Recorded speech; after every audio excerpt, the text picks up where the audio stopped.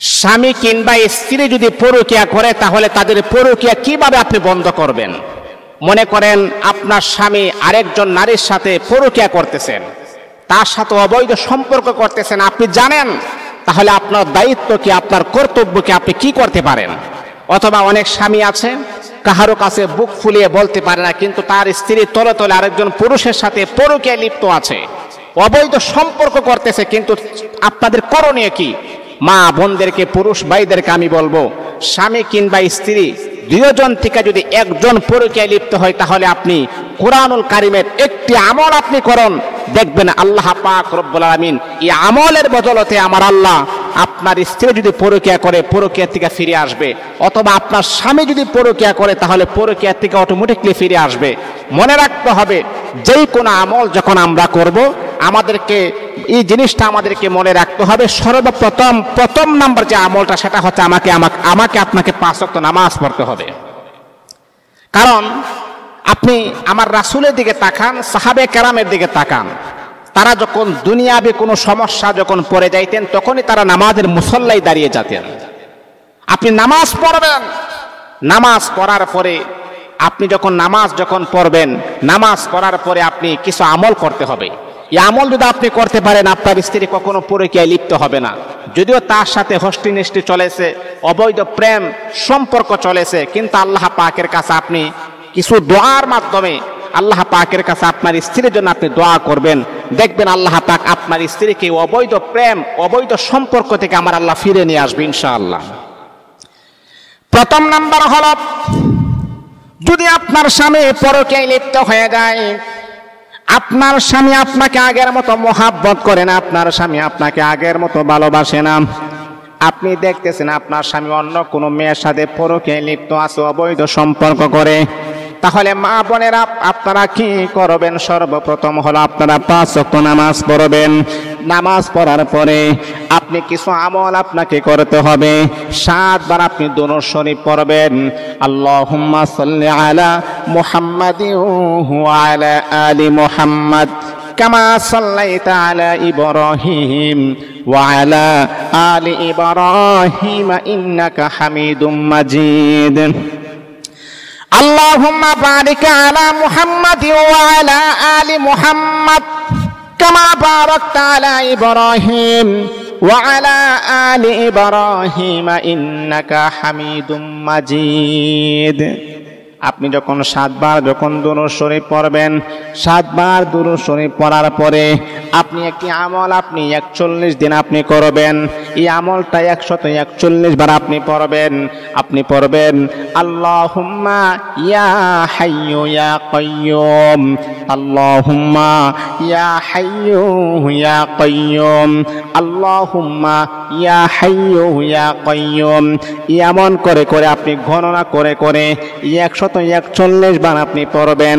5 ওয়াক্ত নামাজ পড়ার পরে প্রতি নামাজের পরে আপনি ডানে বামে সালাম ফিরানোর পরে আপনি ফজরের নামাজ পড়লেন, ডানে বামে সালাম ফিরানোর পরে 141 বার আপনি পড়বেন আল্লাহুম্মা ইয়া হাইয়্যু ইয়া কাইয়্যুম।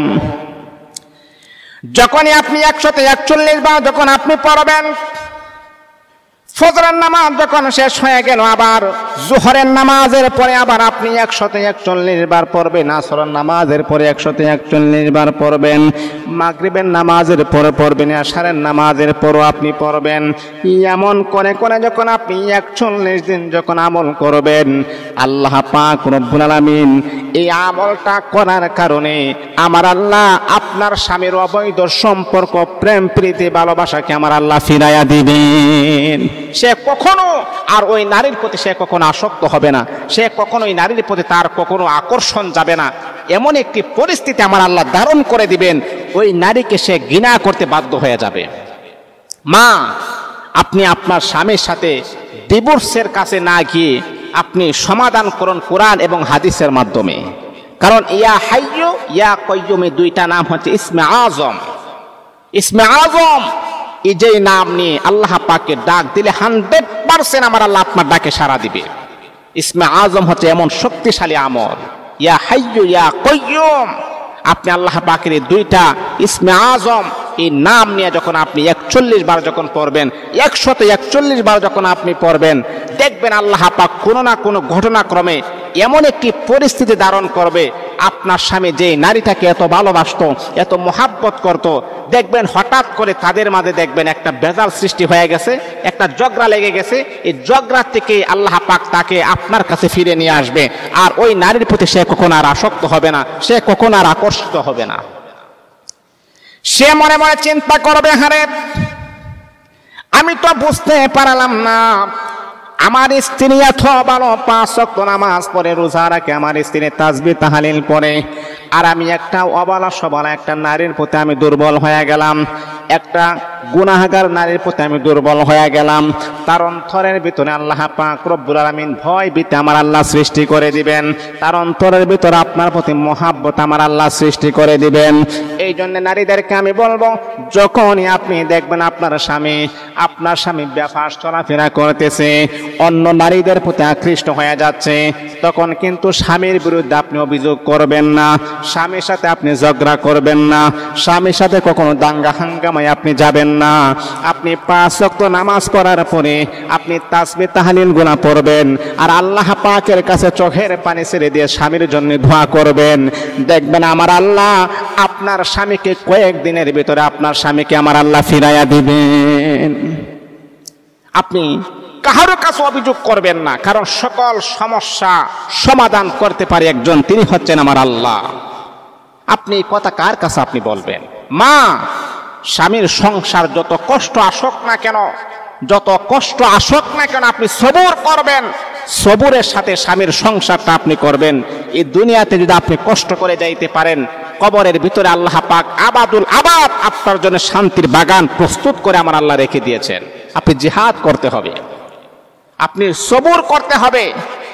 আপনি লাফ দিয়ে যদি স্বামীর সাথে যদি তাল মিলিয়ে বলেন তুমি এমনটা করে, তাহলে আমিও করব না। একটা কথা আছে যে কুকুরের কাম কুকুরে করেছে, কামড় দিয়েছে পাই, তাই বলে কুকুরের কামড়ানো কিরে মানুষের শোভা পায়। সে যে পথে পা বাড়িয়েছে সেই পথে আপনি কখনো পা বাড়াবেন না, আপনি সবর করবেন, আল্লাহ পাকের কাছে আপনি বিচার দিবেন। এমনকি আপনার স্বামীর জন্য আপনি দোয়া করবেন, যদি স্বামী যদি ফিরত না আসে তারপর আপনি সবর করবেন, তার গুনাহের শাস্তি আল্লাহ পাক তাকে দুনিয়াতে দেখায় দিবেন। আর আপনি যে ভালো কাজ করেছেন, ভালো কাজের প্রতিদিন আমার আল্লাহ আপনাকে দুনিয়াতে দান করে দিবেন। এই জন্য স্বামী কিংবা স্ত্রী পরকীয়া করলে এই আমলগুলা করবেন, ইনশাআল্লাহ পরকীয়া থেকে ফিরে আসবে। আল্লাহ পাক আমাদেরকে